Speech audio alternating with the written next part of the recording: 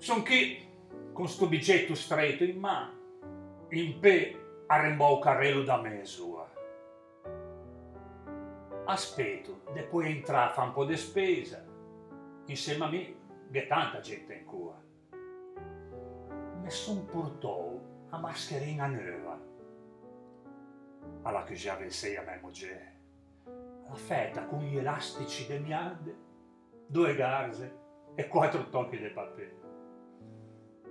Le arrivò anche un me vicino di casa. Si è messo addosso un sacco d'alimenta, speggetti da braser, guanti e stivè, un pasciortio da un film di fantascienza.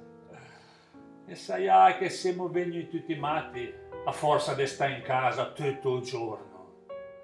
E l'unico problema è in andare a tova per mangiare a mezzogiorno. A dire tutta, mi vergogno un po'. Se penso a chi ga freve, a chi sta male, a chi lotta per poi fitto torna in pe e a chi non che la fetta torna a casa. E penso a chi travaggia in tigli spie, ai tanti amici meghi, agli infermieri, a chi è sempre pronto a rischiare vita perché ho l'agita agli altri per me stesso.